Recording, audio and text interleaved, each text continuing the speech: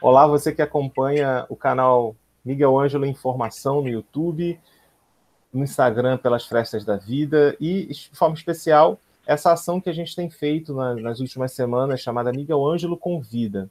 Cada semana a gente tem tido a oportunidade de trazer pessoas aqui de diversas áreas, não só da dimensão religiosa, mas humana, sobretudo pessoas que agreguem valor ao nosso diálogo. E hoje a gente traz aqui mais um convidado que eu tenho certeza absoluta que vai nos abrilhantar aqui com a nossa troca de ideias, com a sua visão de mundo, com a sua experiência enquanto profissional, médico, filósofo, músico e as demais características, vou deixar que ele próprio fale para a gente. Então, bem-vindo aqui no nosso Miguel Ângelo Convida, Henrique Heisenberg.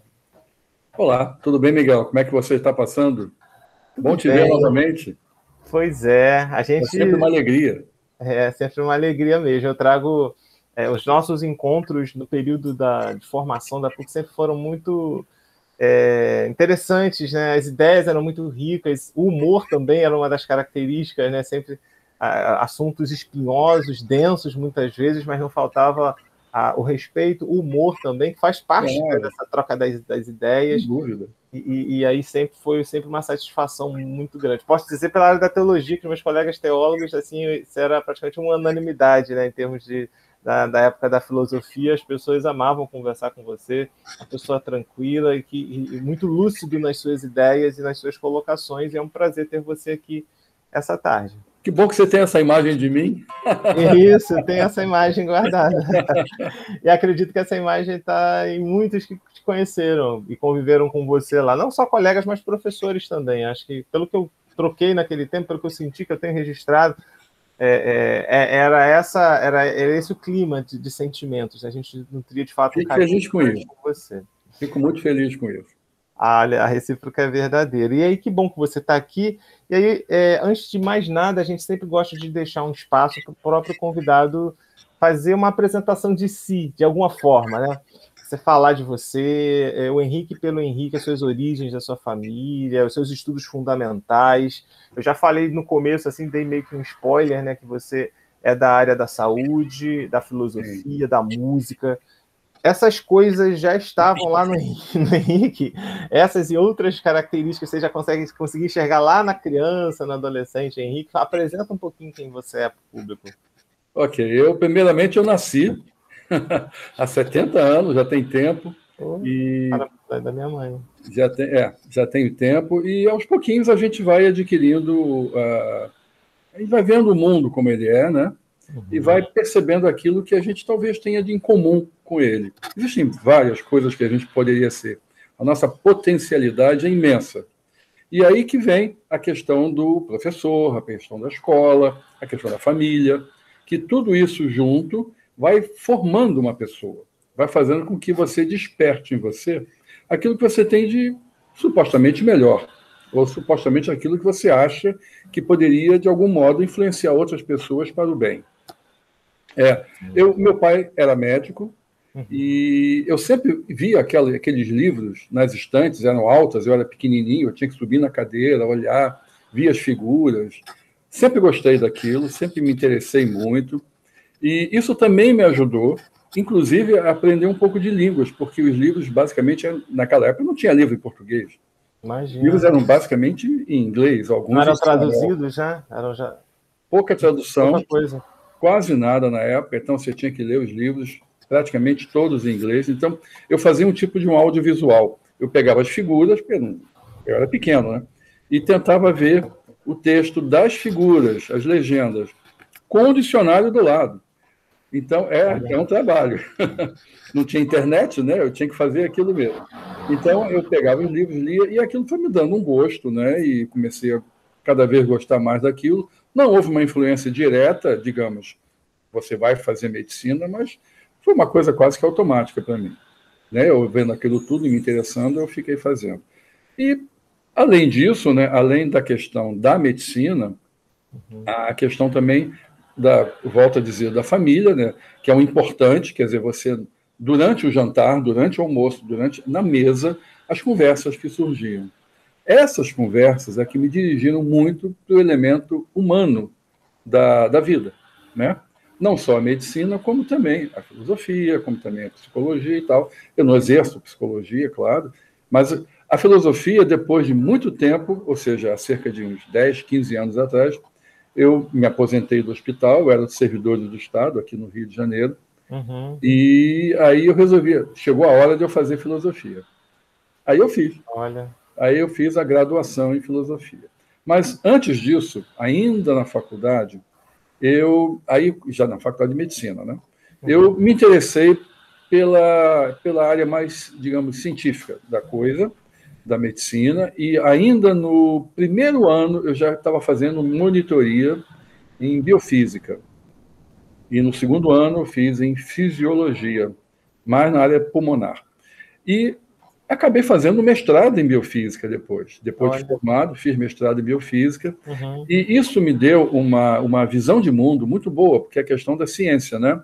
De você olhar as coisas, indagar sobre as coisas, sob essa ótica, a ótica da ciência. Existem outras óticas, mas essa ótica, para mim, me interessou. E eu fui perguntando e vendo.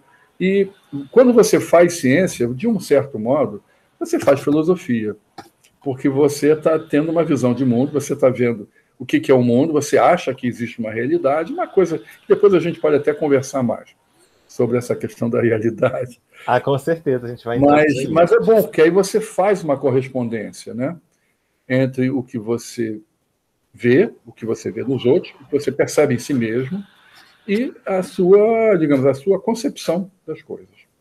E com o tempo fui fazendo, então, filosofia. Antes disso, ainda sempre gostei também de música.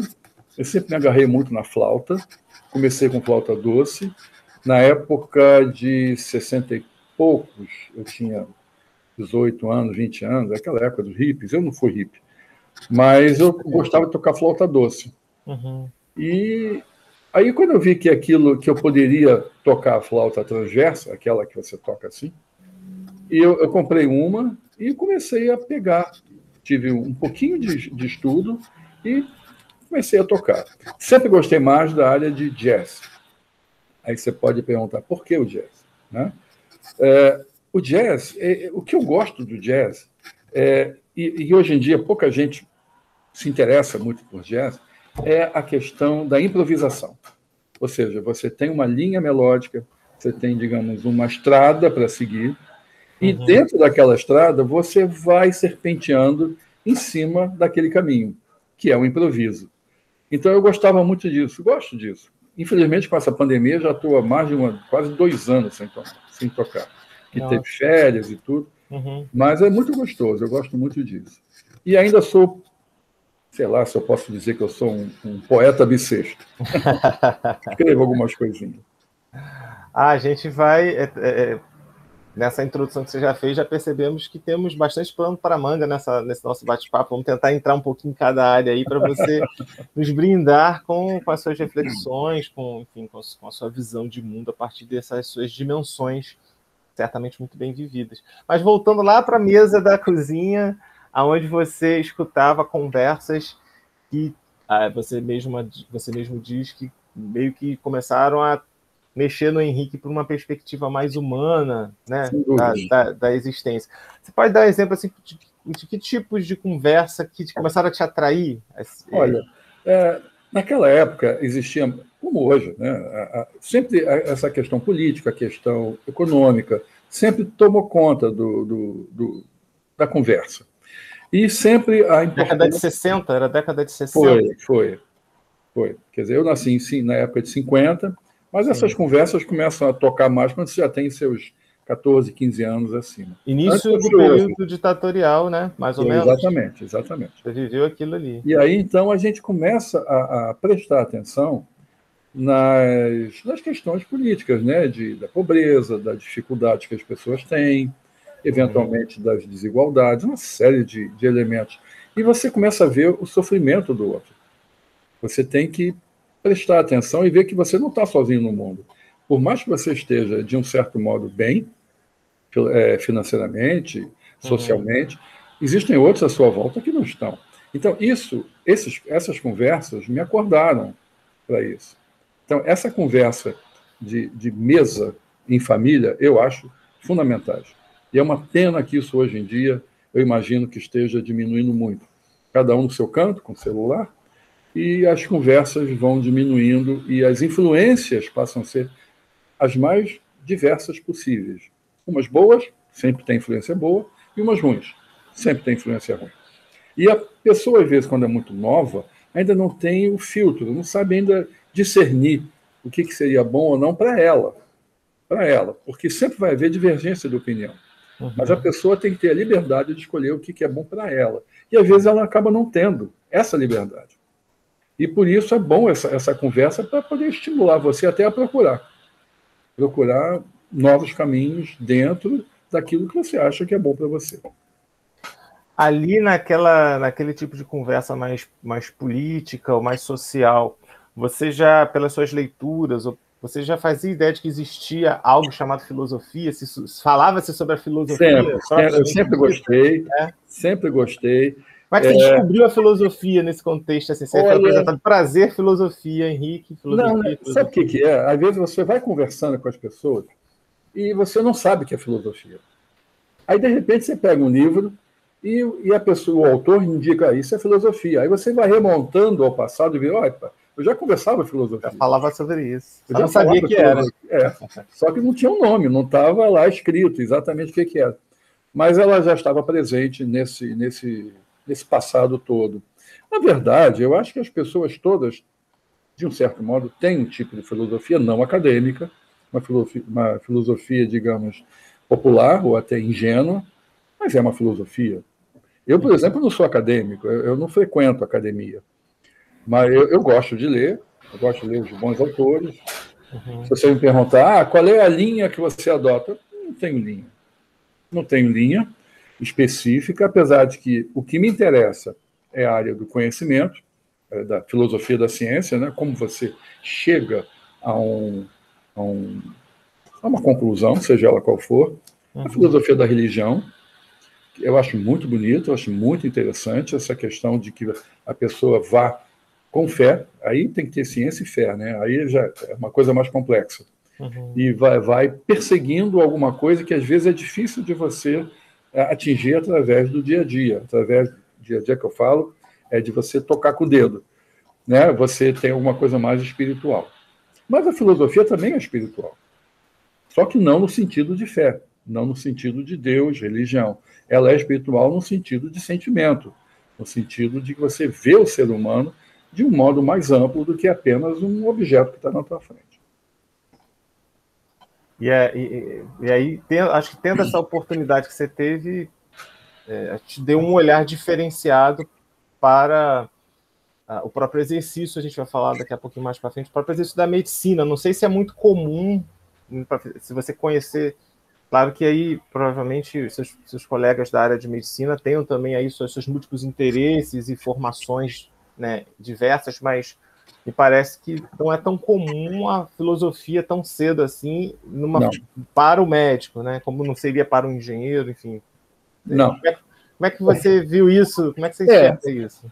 Olha, eu tenho vários colegas, aliás, os colegas com quem eu me dou e respeito, eles todos têm uma vertente filosófica, né? Não exatamente uma filosofia de ler Kant ou Hegel a esse nível, mas eles têm uma visão humanística do mundo, não é apenas técnica, é muito além disso, e eles sentem, né, quando estão frente a um ser humano que está sofrendo, que o importante não é apenas você exercer aquela técnica de dar o remédio ou de fazer um diagnóstico pura e simplesmente, você tem que ter algo mais. Esse algo mais o pensamento humanístico, ou a filosofia, se você quiser dizer, ele acrescenta muito, muito mesmo, e ajuda a pessoa, inclusive o próprio paciente também se sente mais reconfortado com tudo isso. É muito bom isso. Agora, a maioria dos colegas, eles não têm essa visão de querer estudar os filósofos, vamos dizer assim. Como você teve no caso, né? Eu tive. Existem alguns filósofos bons que atuam nessa área de medicina. Agora tem saído vários livros de filosofia da medicina, não traduzidos em português. infelizmente, estão todos em inglês praticamente, a não ser um, que é o clássico, que é o Normal e o Patológico, do Canguilhem, que é um francês, já de muito tempo. O que é o sadio, o que é o doente, né? Então, é uma discussão difícil, hein? Não pensa que é fácil, não. Não é Então, só daqui a pouquinho, não, mas é complicado. Trazê-la para cá, se possível, de alguns elementos que possam ajudar a gente a entender essa realidade atual, até mesmo de pandemia, mais para frente, não sei. Isso é difícil. Não é uma coisa muito simples você dizer quem é o normal, quem é o patológico, quem é o anormal. Anormal é um termo esquisito. Quem é o doente, quem é aquele que não está em plenas faculdades, digamos, físicas ou psicológicas, depende do tipo da doença, né, que a pessoa tem. Na verdade, a definição de doença é muito mais ampla do que apenas física, né? Tem a psicológica, tem até a social, tem outras doenças, né? Tem outros problemas, até antropológicos, é uma coisa complexa, realmente. E o modo como você vê a doença, como você vê o paciente, isso tem se transformado ao longo das épocas, e a filosofia da medicina tem modificado bastante, tem avançado muito. Se alguém quiser ler, existem vários livros, mas tem aquela Stanford Enciclopédia de Filosofia da Stanford, é em inglês. Mas hoje em dia, você põe no Google, ele traduz tudo para português. Tem lá um verbete filosofia da medicina. E aí vale a pena você ver. E tem vários outros verbetes dessa área. Vale a pena ler. São meio difíceis às vezes. Mas mesmo que não entenda tudo, pega um pouquinho que compensa. Sempre vale a pena, né? E você chegou a essa decisão de que valia a pena, por exemplo, realmente cursar a medicina, mas antes de entrar, surgiu algum tipo de dúvida? Claro que você tem o referencial do seu pai, você tem aí todo um contexto anterior, né, que meio que você foi se percebendo que também era a sua área. Mas em algum momento você chegou a pensar, será que realmente não tem alguma outra área que você se interessou nesse meio do caminho? Aconteceu isso? Eu vou ser franco para você. Não. Mas quais foram as dúvidas que eu tive? Uma vez na medicina, que especialidade eu teria? Isso sim, eu comecei querendo fazer a área psicológica, psiquiatria, e eventualmente depois continuar ou na psiquiatria ou fazer psicanálise. Por que esse interesse pela psiquiatria? Pelo lado humano? Exatamente. Por essa questão mais humana.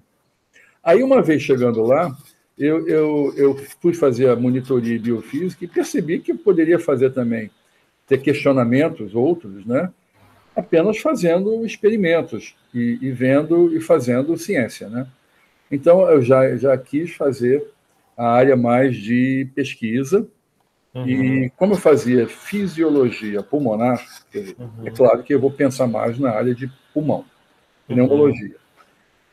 Aí eu fui entrando nessa senda, nesse caminho, e realmente fui fazendo a área de pneumologia, ao mesmo tempo em que fazia as pesquisas na área pulmonar e, eventualmente, depois o mestrado. Uma vez formado, fui fazer pneumologia, fiquei no Hospital dos Servidores do Estado. Lá eu fiquei no laboratório de fisiopatologia pulmonar, que é onde se faz os exames, os testes, muito interessantes, por sinal. E aí fui evoluindo. Hoje em dia, aliás, a partir de um momento, eu comecei a me interessar muito pela área também de alergia, porque tinha asma, tinha outras doenças respiratórias, inclusive nariz, rinite, sinusite, laringite, tudo. E aí fui fazer uma especialização na PUC, Olha. Na PUC Médica, naquela época, que era na Policlínica do Rio de Janeiro. E uma vez estando lá, eu me interessei bastante. Aí fui fazendo, é uma outra vertente da medicina, e estou hoje. Hoje eu estou fazendo basicamente a parte de alergia. Mas aí, quando me aposentei, aí sim me deu vontade de fazer. Agora chegou a hora de eu fazer filosofia. Aí tinha as manhãs livres, eu nunca parei o consultório, e fui fazendo. E uma vez estando lá dentro, aí sim, você abre um universo totalmente diferente, e colegas novos e diferentes, como você. Essa conversa, como você falou, a conversa que a gente tinha lá dentro era muito importante. Com certeza. Muito importante. E aí começava a ver também o mundo através de uma outra ótica, né? Que é a ótica do filósofo, que tem uma metodologia, tem uma metodologia de argumentação, e essa argumentação, que é o que você tenta chegar a um tipo de verdade, se é que você pode falar assim, mas a intenção é você querer conhecer o mundo através dessas perguntas que você faz, que você se faz aos livros. Na verdade, eu sempre achei que ler um livro, por exemplo, de Platão, é como se eu estivesse conversando com ele está me ensinando coisas, eu me sinto um privilegiado, que ele está me dando uma aula particular. Ele e todos os grandes filósofos escreveram para mim. Eu penso assim. Então, para mim, é uma honra ler um livro desses. Eu me sinto bem. Eu acho que Kant escreveu para mim. Eu leio, não entendo quase nada. Mas partindo dessa premissa já te... O prefácio a gente entende, mas depois começa a piorar. Depois a coisa começa a ficar o prefácio dele dá para entender bem. Mas, de qualquer modo, ele escreveu, eu sinto isso, eu tenho essa... E até hoje eu leio muito, não parei de ler até hoje, não só filosofia, estou lendo tudo. Durante a sua formação na área de medicina, você falou aí da questão da dúvida pela especialização, você não teve, talvez, essa vontade de voltar depois mais academicamente para a filosofia, foi por conta da aposentadoria, que você falou, o tempo ficou um pouco mais flexível e você conseguiu. Agora, durante a rotina intensa da medicina, como é que você lidava com esse ser filósofo não podendo vir à tona, talvez, como você gostaria? Como é que ele aparecia durante o seu exercício da medicina? Olha, primeiro, bom, pessoalmente, através das leituras. Eu estava sempre lendo. No dia a dia, é conversando com o paciente. Aí que você vê. E o bom do conversar com o paciente é que você vê ideias que não são as suas. Né? Ideias pode trazer alguns exemplos, alguns relatos? É assim, difícil dizer, porque eram tantos. É modo de ver o mundo, né? Principalmente a pessoa que, de algum modo, está sofrendo com alguma coisa. O modo como o paciente vê o sofrimento, o modo como ele vê o sofrimento do filho, quando é um pai ou uma mãe, e assim por diante, né? Quer dizer, esse jogo é atraente, é bonito, apesar de sofrido, né? Mas nem tudo é uma coisa muito grave, nem todas as doenças são graves. Podem ser chatas, né? A pessoa vai ao médico porque está, de algum modo, atrapalhando a vida. Mas não necessariamente é uma coisa grave. Ou, pelo menos, a intenção nossa é diminuir essa gravidade. É minimizar. Fazer com que a pessoa tenha uma vida o mais normal possível. E uma coisa gozada, que como eu atendo muita criança, que é alergia, né? Às vezes vem a mãe, o pai, frequentemente a mãe, o pai vem menos. E a avó. Quando chega a avó, ela fica lá longe, sentada no sofá, vendo o que você está falando. Aí, de vez em quando, ela pergunta, e aí, ele pode andar descalço no chão frio? Aí começa a perguntar, e aquele vento atravessado? Aí começa a fazer uma pergunta, que você tem que saber como sair também, né? Como sair daquela situação que a avó está colocando. Mas ela testa. Quem testa o médico é a avó. Aí se passa no crivo da avó, tá tudo certo, né? Eu acho que sim. É muito divertido. Olha só, né? A questão aí do senso comum e a valorização também do senso comum, de certa forma, né? Você está falando aí de coisas que talvez não sejam nem tão objetivas pelo parente, mas está aí o afetivo, está aí o laço familiar. Sempre. O importante do médico ter aquela, se você fosse dar uma resposta, de repente, menos humanizada, vamos dizer assim, mais fria, ou puramente racional. Você tem que perceber o paciente, entender que ele é uma pessoa, né? Claro, óbvio, mas e que tem lá as suas angústias, né? Os seus medos, e você tem que, de algum modo, contornar para que ele tenha uma melhora. Às vezes, o problema é mais o medo do que a doença em si. Ele fica apreensivo. É o exemplo clássico, né, da asma. Quando ele chega dizendo, doutor, eu tenho uma bronquite, mas eu não quero que avance para asma, sendo que asma e bronquite é a mesma coisa. Então, é um nome. Então, quando dá um nome, às vezes esse nome torna o quadro mais grave. Você tem que, aos poucos, ir explicando que é a mesma coisa, que tanto faz. E não é o fato de ser asma ou bronquite que é melhor ou pior, mais grave, menos grave, e é uma, entre aspas, uma condenação para a vida. Não, nada disso. Uhum. Tem casos simples, que a pessoa tem uma crise, vamos dizer assim, e depois nunca mais tem. não precisa ser uma coisa séria. Outros não, outros têm quadros mais sérios, aí você tem que saber levar. Cada vez mais os remédios estão avançando, então você tem a gente chama de arsenal terapêutico, que vai evoluindo muito. A concepção da doença está evoluindo muito. A imunologia, a asma é uma doença de cunho basicamente imunológico, asma e alergia de modo geral, né? E com isso a gente vai evoluindo, vai tentando mexer, fazer com que o paciente, primeiro, queira melhorar, e segundo, que tente se ajudar. Ou seja, que ele faça as coisas que devem ser feitas, que ele reclame quando acha que está errado, isso é importante, e que vamos tentando, nós dois, quer dizer, eu e o paciente, ou a família, vamos dizer, quando é criança, tentar juntos melhorar a vida de todo mundo. E, às vezes os pais não dormem à noite, é coisa muito chata. Mexe com toda a família, com o contexto. Mexe, ali, sem dúvida mexe, sem dúvida mexe. Você acha que a sua experiência com, vamos lá para o músico, o jazz que improvisa, acho que você usa muito nessa arte do improviso, no bom sentido, aí também nessas lidas humanas, né? Todos nós. Acho que a nossa vida é um grande improviso. A gente nunca sabe o que vai acontecer daqui a um minuto. Eu não sei qual vai ser a sua próxima pergunta.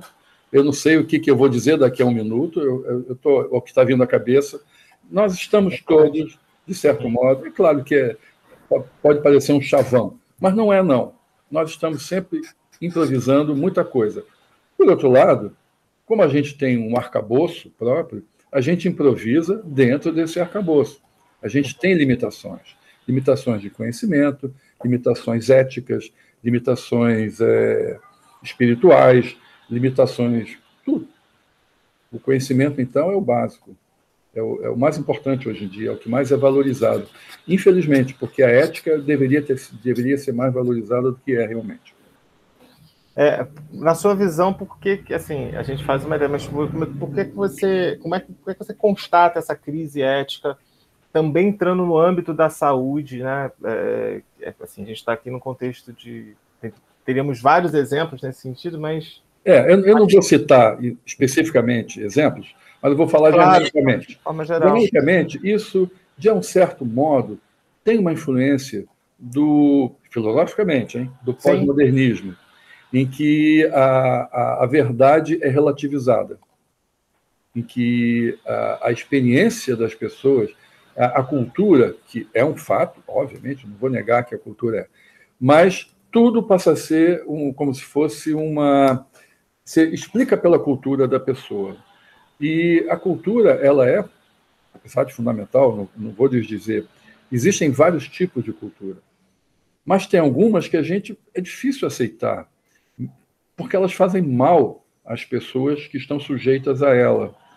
É um terreno meio delicado esse que eu estou falando, mas se você pune alguém cortando a mão, porque roubou, ou você tem, sei lá, condena à morte alguém sem chance dela pessoa tentar ser general ou não. Ou seja, também teria que ter um sistema mais ideal, né, de prisão ou de reeducação, vamos dizer.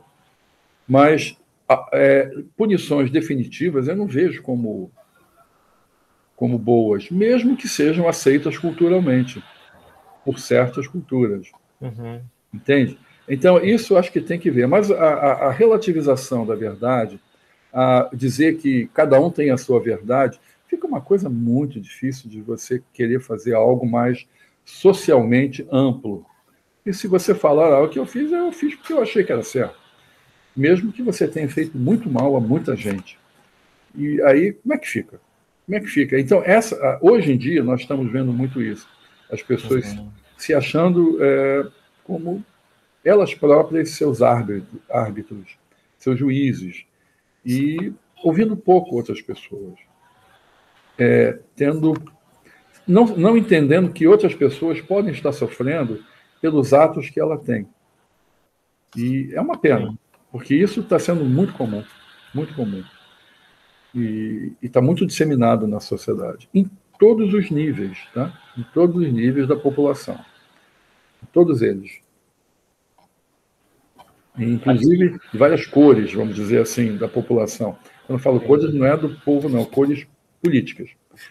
Então, todas elas têm os seus elementos, suas pessoas que não estão muito preocupadas com o que realmente o outro pensa. Estão preocupadas consigo mesmo. É uma pena.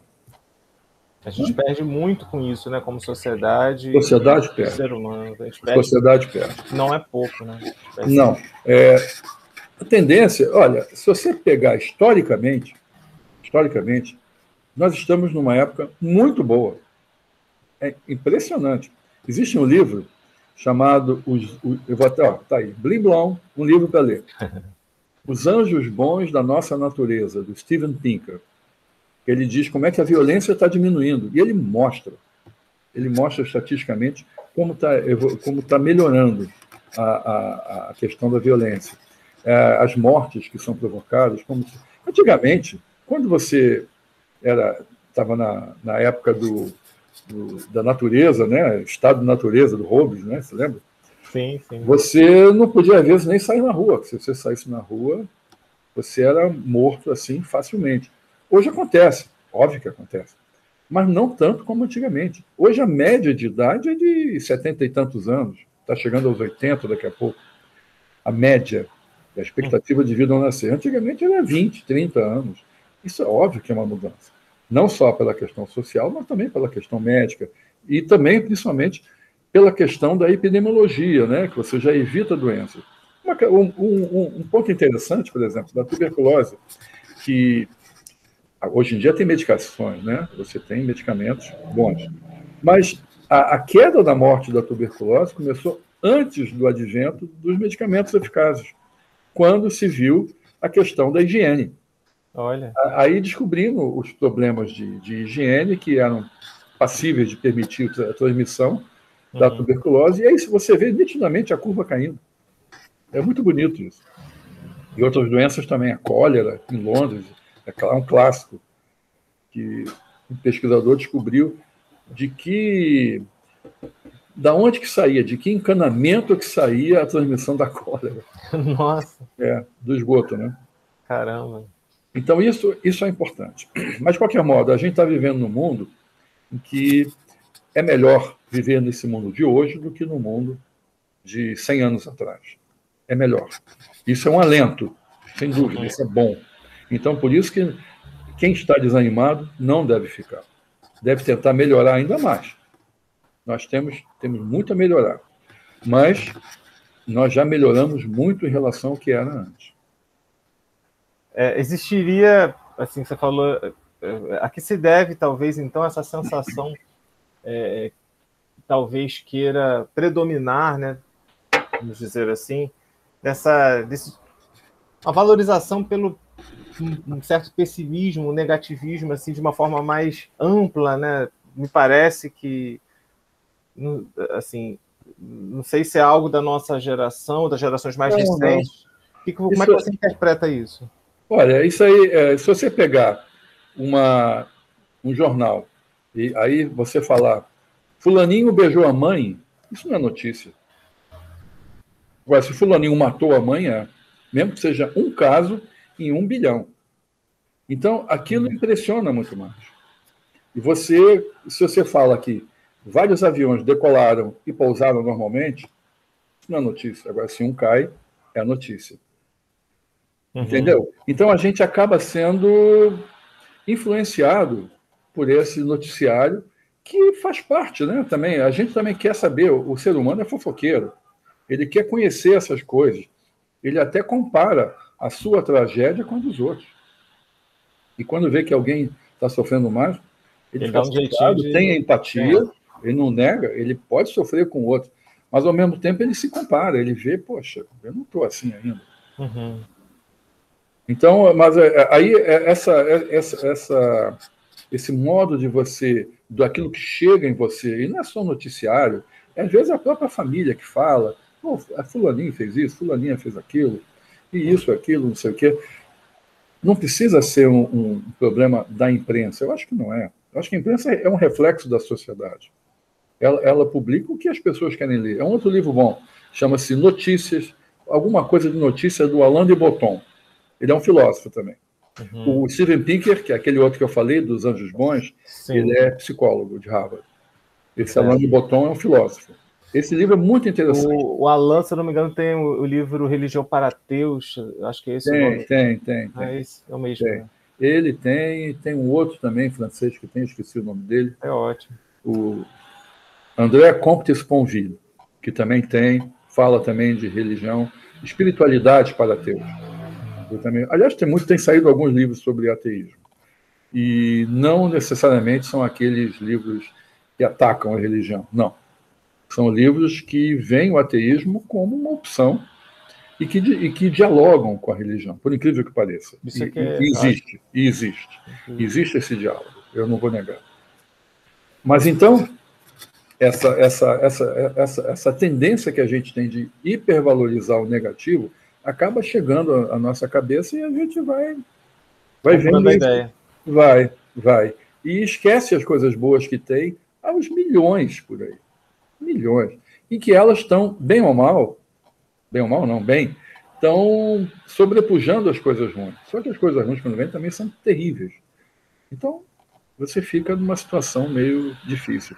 E, às vezes, é valorizado você falar mal das coisas, ao invés de você falar bem. As pessoas deviam ser valorizadas quando falam bem também. Né? Ser estimuladas a falar bem das coisas. Mas não, são estimuladas a falar mal. É uma pena. Tem que criticar? Óbvio. Eu sou um crítico, tá? Eu não vou dizer que não. Eu sou um crítico, normalmente, da área política, da área social, critico muita coisa. Mas temos que ver que tem muita coisa boa. Muita coisa boa. E acaba sendo esquecido. Perfeito, Henrique. A partir disso, pegando o gancho dessa sua construção de visão de mundo, a partir desse ponto que você falou, vamos trazer o teu olhar para a pandemia, até como médico, como filósofo, como ser humano. Como é que você colocaria a pandemia em jogo nesse momento do diálogo? Como é que você interpretaria, ou o que você pensa sobre Covid-19? Olha, nós estamos revivendo aquilo que já aconteceu há um século atrás, há vários séculos atrás, e mais. É um retorno ao que acontece antigamente. Existe um livro do Albert Camus chamado A Peste, vale a pena vocês lerem. É uma peça de teatro, mas é romanceado também.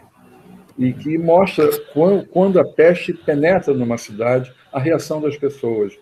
É um livro pequeno, compensa ler, e, na verdade, era uma alegoria do nazismo, uma alegoria da política, entrando numa cidade que ele escreveu naquela época, uma cidade da África, e essa visão da peste como uma coisa que vem e toma conta, como a pandemia está tomando conta da gente, hoje em dia, em casa estou sem máscara, mas na rua ando de máscara. Tento evitar aglomerações. Agora, consultório eu tenho que fazer, né? Tenho que trabalhar. Mas, então, a pandemia, já tem 1 ano e meio, pelo menos, ela tem ensinado a gente, a nós, muitas regras sociais importantes, que é o respeito ao outro, o cuidado com o outro. Alguns não têm, mas a maioria tem tido isso. A maioria tem. A maioria está tendo cuidado.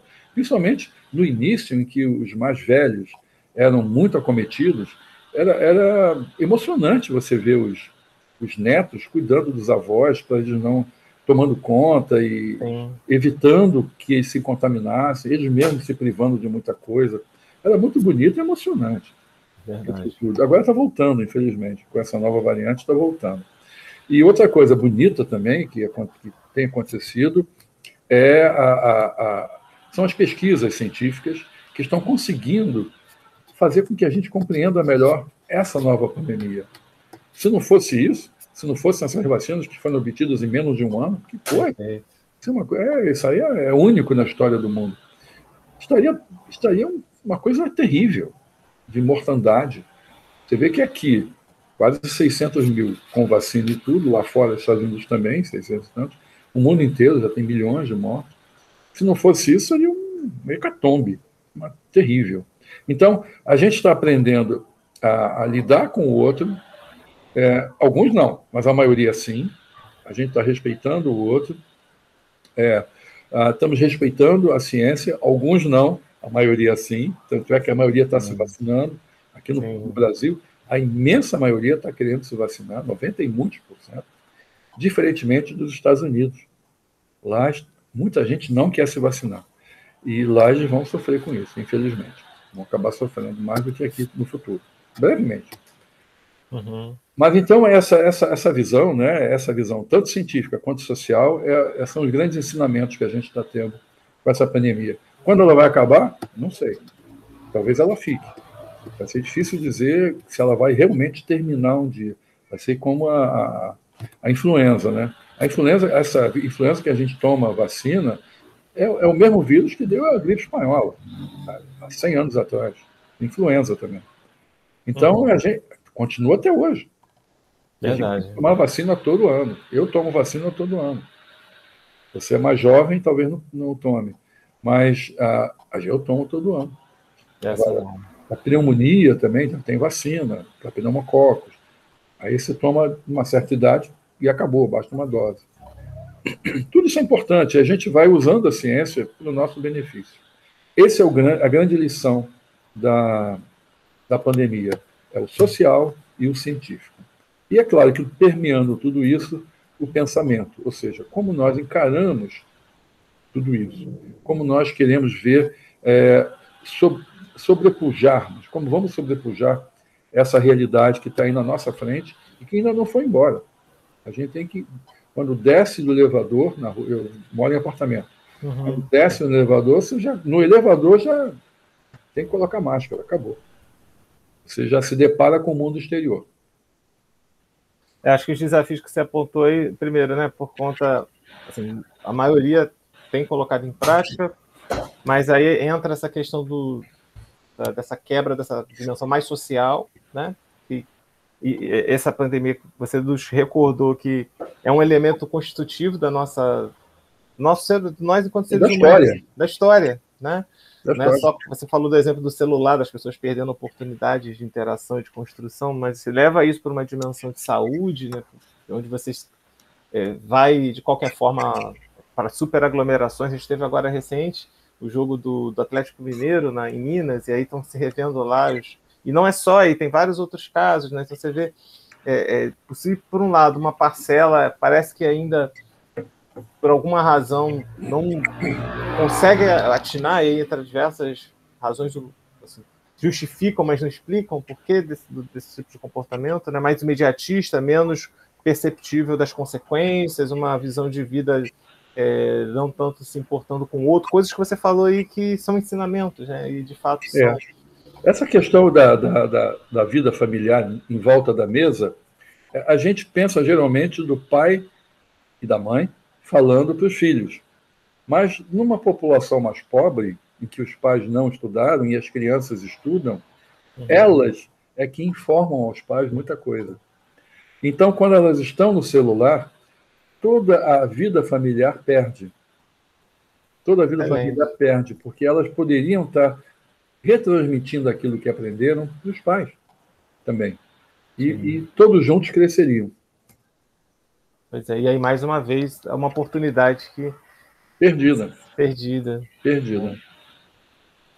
Você falou no começo da questão dos poemas e dos textos. Como é que surgiu isso um pouco mais? E se você escreve também um pouco a partir dessas questões humanas, filosóficas, ou questões também de saúde, como é que surge a inspiração para a tua escrita? Saúde não, é basicamente questões humanas mesmo. Humanas. Geralmente em primeira pessoa.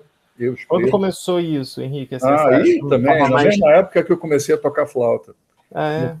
Foi com uns 18 anos, por aí. Já publicou alguma coisa assim? Já pensou? Não, eu sou um autor inédito. Ainda inédito ou inédito convicto? Nunca pensei. Alguns dizem para eu publicar. Eu publico no Facebook. Tá certo. Hoje mesmo publiquei uma ou duas lá. E como é que é esse processo de elaboração? Como é que o Henrique faz para transformar? Como é que eu me inspiro? Como é que você inspira e transforma isso em escrita, né? Daquele tipo de escrita. Eu tenho um estilo, né? Um estilo que não é meu, na verdade, né? Porque eu já li alguns autores e me apego muito a um estilo tipo Fernando Pessoa, por exemplo, o Álvaro de Campos, né, dele, tipo T.S. Eliot também, que é um inglês também, que é muito bom. Então, tem autores que, assim, que são muito intimistas e que me influenciaram muito. Me influenciam Carlos Drummond, Bandeira, tantos outros. Manuel Bandeira, Bandeira, já falei, Manuel Bandeira, e outros, e outros.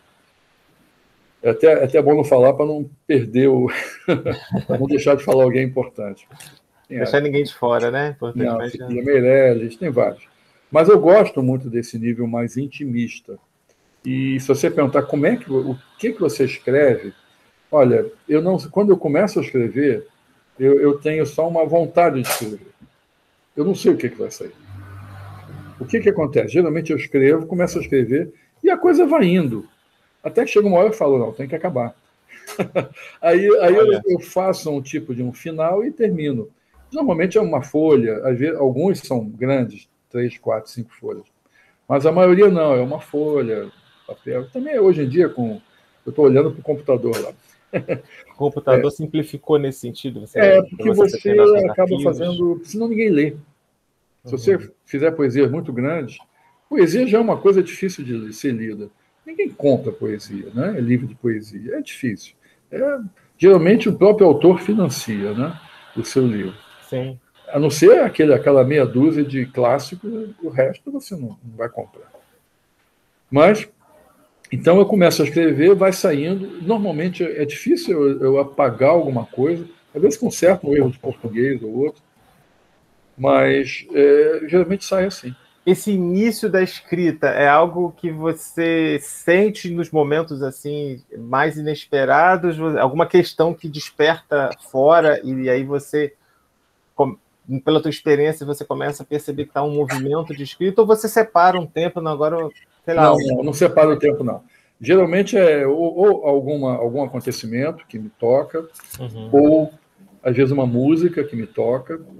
Não, geralmente a música instrumental, para mim, porque não tem palavras, porque senão fica difícil você escrever ouvindo palavras.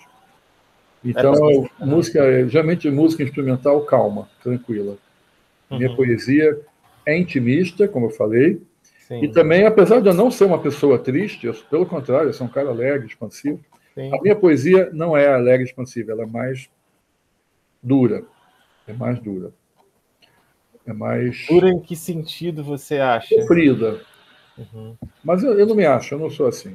É uma forma do Henrique expressar essa dimensão dele, que não é o todo do Henrique, mas como todo ser humano. Olha, a gente tem... Será que seria isso ou não? Como é que você interpreta isso? Eu fico brincando com umas pessoas e falo, vem cá, você acha que o Stephen King é um assassino? Não, ele escreve sobre assassinato. É a mesma coisa, ele é o autor. Então é isso aí. Esses autores não são o que escrevem. Sim. Eles têm uma técnica, têm um jeito, têm um estilo e vão em cima. É isso que acontece. Então, é isso que eu faço também.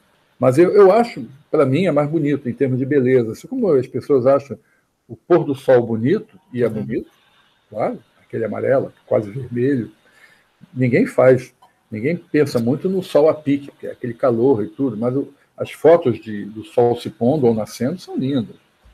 E as variações são muito grandes com relação a isso. Da mesma forma, a sua escrita, né? A forma que você procura se expressar através dos seus textos. Cada um tem o seu jeito, né? O meu é esse. Tem outros que gostam de outras coisas. Eu gosto de, mais ou menos, me fazer uma linguagem que seja compreensível, acessível. Existem vários tipos de poesia. Inclusive, antigamente, tinha aquela poesia concreta, que tinha a disposição das palavras no papel e também queria dizer alguma coisa. E não, eu não faço isso. Eu escrevo. Depois quem quiser ver no meu Facebook. Pode entrar lá, Henrique. O meu nome é Henrique Eisenberg e vai achar fácil. Tem várias lá, são belíssimas. Posso dizer que eu sou amigo seu no Facebook também e vejo, paro, sempre chama bastante atenção. Nos move mesmo a esse interno, né? São palavras que Não são palavras quaisquer que estão sendo ditas ali, elas vêm numa sequência de sentidos que nos convidam a mergulhar mais para a gente. Isso, eu tento fazer um encaixe, né? Quer dizer, uma sequência tem um enredo, vamos dizer assim. Tem alguma coisa que faz. Mas gozado, isso aí eu não vou sabendo o que eu vou escrever. Eu vou escrevendo, depois eu vou vendo, isso aí tem a ver e tal. Engraçado que você faz jazz com as palavras. Exatamente. O improviso está aí também. É um improviso com as palavras. É um jazz literário, né? Tá, gostei. Pode ser isso, sim. Pode ser isso. Pode ser isso. Mas você escreve para você mesmo no primeiro momento, isso. Essa intencionalidade, assim, e as outras pessoas de alguma forma podem se identificar, um exercício seu. É meu. Eu não tento fazer para agradar um público, vamos dizer assim. Não, eu faço para mim, coloco na internet. Quem gostar, gosta. Quem não gostar, não gosta. Uhum. Mas eu gostei. Eu não gostei de fazer. Tem momentos que são tão profundas que eu até fico emocionado quando eu escrevo. E eu vou sentindo aquilo, vem lá de dentro mesmo. Aí depois... Acho que isso é uma das belezas de ser humano, seja assim, várias possibilidades de interpretação do que seja o ser humano. Você falou aí na medicina ou na sociedade, isso tem impacto, gente, que você interpreta que seja o ser humano, mas acho que esse fenômeno, né, essa experiência da poesia, da música, são coisas que me parece que apontam que o ser humano não é algo, ao mesmo tempo ele é simples, ele morre por um vírus, mas ele tem essa capacidade imensa, né? Que talvez isso que eu acho que é muito belo no ser humano, né? Se eu quiser resumir em uma palavra, talvez duas, é arte e estética, né? Então a arte dá vida a nós, né? Seja você fazendo a arte, seja você recebendo a arte, seja você tentando ver como ela pode influenciar a sua vida. A arte nunca é uma coisa fortuita, não. Ela é um reflexo do nosso tempo, reflexo das pessoas, reflexo dos autores que estão fazendo, e o impacto que ela tem, que a arte tem em você, é um reflexo de você. Diz muito sobre você. Você gosta de uma coisa que o outro não gosta. E a arte está lá, ela é a mesma. Só que você se emociona de algum jeito e o outro não. É a teoria do belo, né? Às vezes do sublime, né? Quem sabe? Poxa, Henrique, tá muito agradável o nosso papo. A gente passeou por várias praias aqui e todas elas muito convidativas. A gente está caminhando para o nosso final, né? A gente tem mais ou menos aí em torno de 1h, 50 minutos do nosso Poxa, passou rápido, hein? O papo quando é bom, ele... passou rápido. Parece um papo de bar, né? Aquele botequim batendo papo, comendo um pastelzinho. Sempre é muito agradável conversar contigo quando a gente sentava lá no Bar das Freiras, em algum lugar dentro da PUC, né? Eram conversas assim, tomando um café, e aí surgia um tema, um assunto, quando havia entre uma aula e outra, ou dentro de sala mesmo, esperando o professor chegar ou sair, né, da filosofia. Isso. Sempre eram pensamentos e reflexões assim, é muito bom. Ótimos professores, tudo ótimo. Ótimo ambiente. Exato. Essa ação que a gente está fazendo aqui, inclusive, tem um pouco dessa tentativa, né, de, como você falou, num momento tão fragmentado, talvez, que a gente viva, sinalizar aí, de alguma forma, a importância do diálogo, das trocas, das experiências diferentes, de ideias diferentes ou similares, porque, como você falou, isso hoje está na sociedade mais do imediato, talvez, das coisas cada vez mais rápidas, né, vídeos mais rápidos, frases menores, músicas mais massificadas que vendam e tá tudo bem se não tiver um jazz, como você falou, que é a riqueza que se perde quando se deixa um jazz, quando se deixa um poema de lado, quando se deixa uma conversa. Né? Então, tem muita coisa que está sendo imposta a gente e a gente não percebe. Porque, às vezes, outras pessoas estão, de algum modo, ganhando alguma coisa com isso. E a gente está perdendo. Então, a gente tem perdido muito, principalmente de interação de pessoas. Não exatamente a interação, mas a intensidade da interação, a profundidade delas.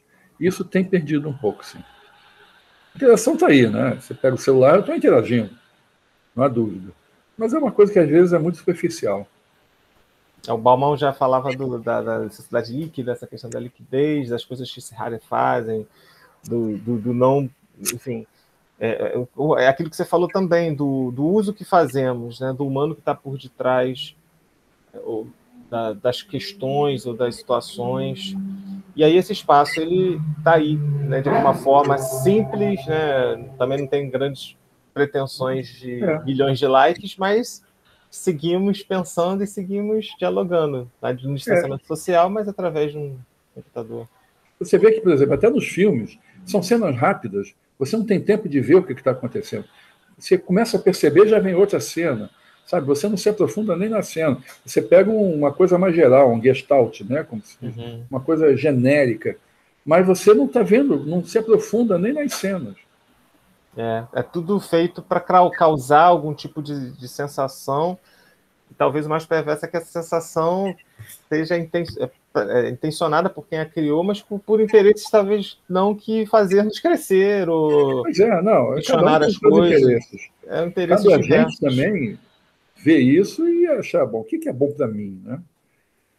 Mas as pessoas, fica difícil, não é fácil você criticar, principalmente quando você tem uma coisa chamada moda. Aí você tem que ir ao sabor da corrente, né? Todo mundo fazendo igual. É a sociedade, é o contexto atual, mas só mostra a relevância da filosofia, das poesias, dos poemas, das humanidades, né? A gente vive num contexto onde você falou e a ciência está de alguma forma também em jogo, as humanidades muito mais ainda, as ciências humanas, né? O que seriam as ciências humanas, ditas humanas, numa construção onde tem aí outros interesses, talvez que não essa integralidade do ser humano, que passa pelas artes, que passa por tudo. A passa sociologia, passa pela você pega o sociologia, pela Bauman, história, pela filosofia. Bauman, falando da sociedade líquida, de um modo geral, né? É isso aí, é uma coisa fluida, né? As pessoas não se agarram. E aí só torna mais válido essa nossa conversa e as suas ações de colocar os seus textos num espaço como o Facebook, onde as pessoas talvez estejam acostumadas a rolar e ver propagandas, até mesmo aquelas propagandas direcionadas para o meu gosto, né, segundo os algoritmos, né? E aí está lá abaixo com o texto do Henrique, que é totalmente oposto daquilo que está ali circundando aquilo, né? Isso é fazer filosofia também, de certa forma. Né? É um posicionamento, né? É um posicionamento filosófico também, político até. Político, sim. O fato de você colocar uma poesia no meio de um emaranhado de coisas de política partidária é uma posição política também. E não é de isenção, não. Tá? Pelo contrário. É uma forma de inserção, mas é diferente. É uma outra linguagem. E necessária, né? Talvez. Bom, aí cada um julga. Sim. Eu acho bom, mas tem gente que não acha. Mas faz parte, né, desses... Aí só o fato de achar ou não achar, de alguma forma aquela pessoa já se interpelou por aquilo, gostando ou não, já entrou ali naquele movimento. Pensa, lá vem aquele chato escrever aquelas coisas. Você tem algum poema, alguma poesia que, assim, nem perguntei, você costuma memorizar, gravar, tá escrito aí? Não, você pode ler pra gente? Eu tenho aqui. Lê pra gente, escolhe um para você. Vou ler um aqui, pequeno, né? Tá. É sobre amizade. Ótimo. Eu vou explicar a história. Por favor. Uma amiga que eu tinha, isso já tem muito tempo, que ela estava sofrendo porque teve lá um problema com o namorado dela, e ela estava desesperada e tal. Aí eu escrevi isso aí, depois eu mostrei para ela. Mas eu não tinha nada com ela, não. Foi só a questão de amizade mesmo. Sim. E o que ela achou do escrito? Ela não gostou, né? Legal. É o seguinte, eu vou falar. Por favor. Chore, amiga, que o meu ombro é todo seu. Esse rosto de amargura se faz ainda mais triste para quem já ouviu sorrir. Babe em mim, amiga. Se enxugue em mim, amiga. Me encharque com seu eu. E feche os olhos bem fundo para que desse seu mundo escuro venha um sorriso mais maduro. Mas me agarre forte para que você não veja que quem agora a apoia morde os lábios com firmeza, bebe lágrimas com tristeza, sabe que a sua dor é a dele e por isso a abraça tão forte a ponto de fazer doer. Bonito, hein? É aquela coisa de você pegar a pessoa e ela não está vendo que você está chorando. Você está abraçando, ela está olhando para o outro lado. Está olhando para o outro lado, mas você está sentindo a dor da pessoa. Compaixão, né? É. Empatia. Ela estava sofrendo. E por amizade eu sofri também. Ou seja, era uma amizade... assim, o valor da amizade não líquida, como a gente está falando aí, mas hoje as amizades são líquidas, você está no Facebook, a pessoa não vê, te cancela, ou não gostei do poema do Henrique, era amigo dele, agora não sou mais. Essa poesia é uma poesia mais leve. Eu tenho outras poesias mais duras, mas não cabem aqui. Quem quiser depois vai lá ler. Tá. Senão fica uma coisa muito pesada. Não, tá ótimo. Já deu para mergulhar um pouco nessa sua dimensão de poeta também, né? Não sei se você tem aí a flauta, não sei se quer arriscar. Não tem. Eu tenho outra poesia aqui, aí é de médico, né? Mas, por favor, pode ler isso foi quando eu estava no Hospital de Servidores e um paciente que tinha uma doença muito grave estava morrendo. Aí eu escrevi o médico e o moribundo. Uhum. Nessa lenta agonia, seu semblante não se altera. Sua alma enxerga apenas essa longa espera. Seu suor molha as vestes e o seu rosto morno, que nada mais fita e nada pede de adorno. Sua boca está aberta, seca e arenosa, e respira dessa maneira teimosa. Seus tremores vãos e sem sentido agitam um leito que nem mais faz ruído. Seu frágil sangue, do vermelho que era, é do azul dos reis ou de uma quimera. E em meio a esta febre e este torpor, do fundo do seu ser sobe o calor, ao ouvir longe, fraco e nebuloso, um piano calmo, triste e carinhoso, que o faz sentar, andar e dançar, e subir, e sorrir, e sumir. Lindo. Ele morreu, coitado. Sim. Ele me escreveu, esse paciente, um texto totalmente... Você não consegue entender o que ele escreveu. Ele tremia tanto, não conseguia escrever a caneta. E ele não sei o que ele quis dizer. Mas ele quis dizer alguma coisa. E isso me tocou muito. É triste. A gente que se depara com a doença, com a dor dos outros... Outro livro, Susan Sontag, A Dor dos Outros. De frente, eu acho que é assim, de frente à dor dos outros. Algo assim, desse tipo. Esse tem em português? Ou não? Tem em português. Tem em português. O Bauman também tem vários livros em português, o Zygmunt Bauman. O Steven Pinker é em português. E o Alain de Botton também é em português. São os que eu citei, né, se não me engano. Foram todos têm em português. Filosofia da Medicina, que, a não ser aquele do Canguilhem, tem, os outros todos, basicamente, não têm em português. Mas é possível traduzir, como você indicou? Não, talvez um tenha, eu não estou me lembrando, mas eu li em inglês, então eu não estou me lembrando. Uhum. Mas tem, esses livros todos têm em português, sim. E é isso. E a gente vai lendo. Agora, nesse mundo difícil, a gente vai tentando se esgueirar por aqui, por ali, tentando sobreviver, e vamos nessa. Ótimo, Henrique. Então, um olhar de um médico que percebe ali... Então, assim, o Henrique Heisenberg é alguém que... Não sei se é uma expressão assim, problemática na sua forma de dizer, mas você tem fé no ser humano? É usado dizer isso? Cabe não, dizer sem dúvida. Isso? Alguém que acredita no ser humano? Sem dúvida. No humano? Não, obviamente. Não há dúvida alguma que eu tenho fé. Eu tenho fé em muita coisa. Talvez não tenha muita fé religiosa, mas a fé do ser humano eu tenho. Sim. Você que é religioso, pode dizer, mas se o ser humano foi feito por Deus, é como se tivesse também uma fé religiosa. Eu não vou entrar nesse mérito, mas eu tenho fé no ser humano, eu tenho fé na ciência, eu tenho fé no conhecimento, tenho fé na amizade, fé no amor. Tudo isso, você tem que ter fé, você tem que acreditar. Isso não é uma coisa científica. Eu não vou provar que o amor existe. Eu não vou provar que a amizade existe. Não sei. Não tem como. Assim, né? Uma coisa é você provar que isso aqui vai cair se eu largar. Tudo bem, isso eu consigo comprovar. Mas amor, o que é amor? O que é amizade? Isso você não tem como comprovar cientificamente. Você pode comprovar, você pode ver comportamentos, mas não o sentimento em si. Então, eu tenho fé nisso. Claro que eu tenho.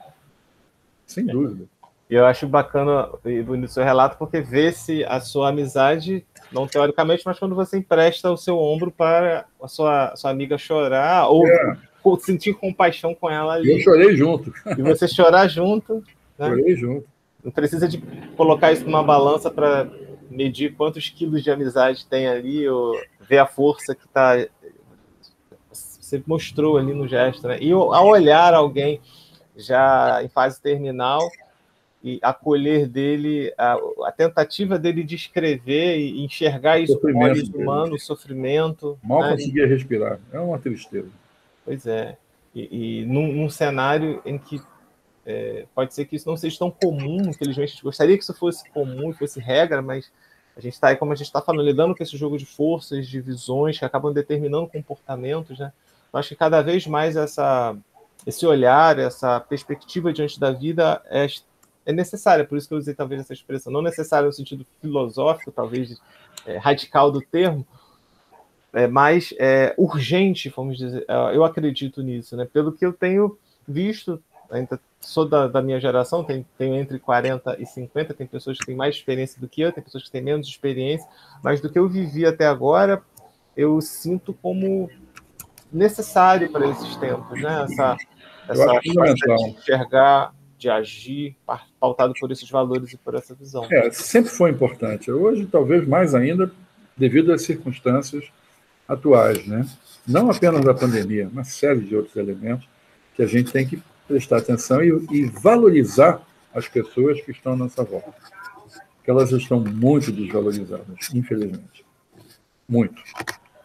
Você chamaria de valorização, só para a gente... Olha, é um termo amplo, mas basicamente dar apoio quando precisa, mostrar amizade quando elas precisam de amizade, atuar em prol delas também, não é só pensar, tem que fazer também, você tem que atuar.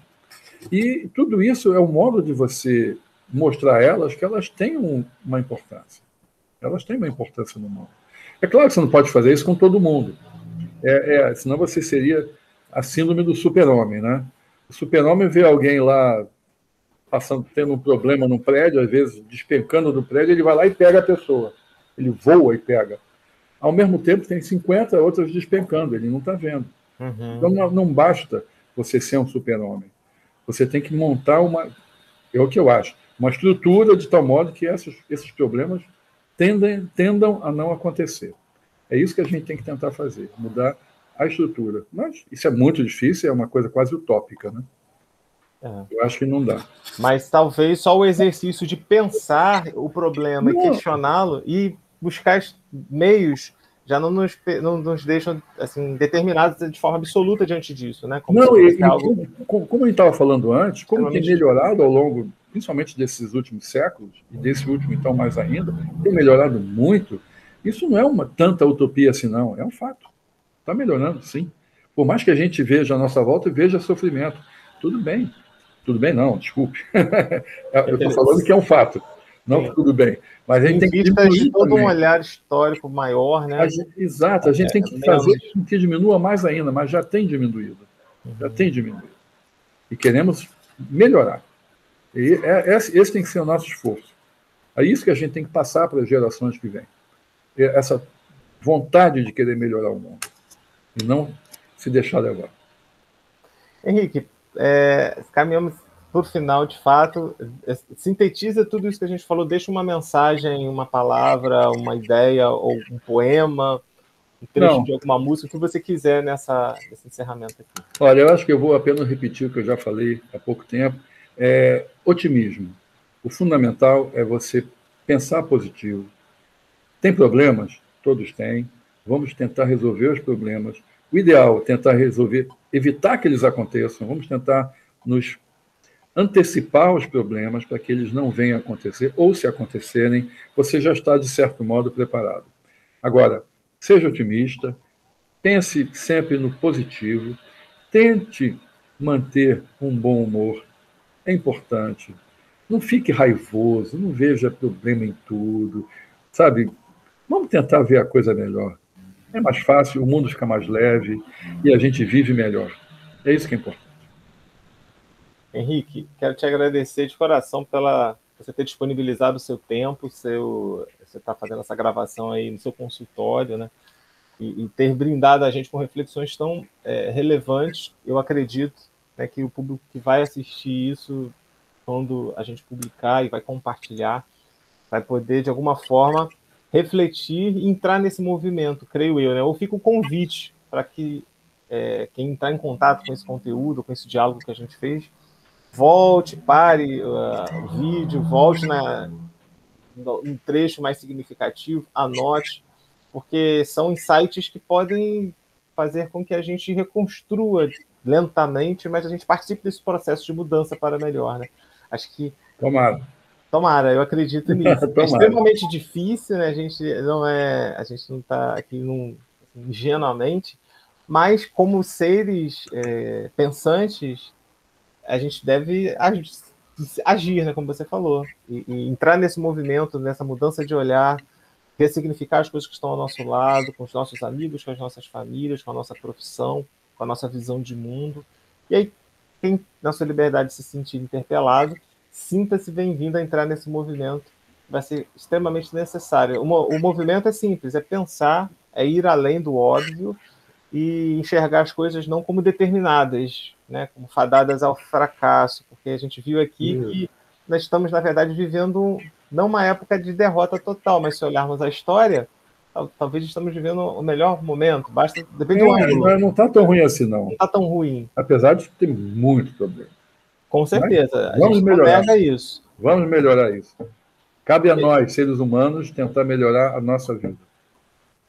Esse foi o Henrique Heisenberg, médico, filósofo. Como é que se fala? Quem pratica jazz? Jazzista mesmo. Jazzista. Quem quiser escutar... Flautista.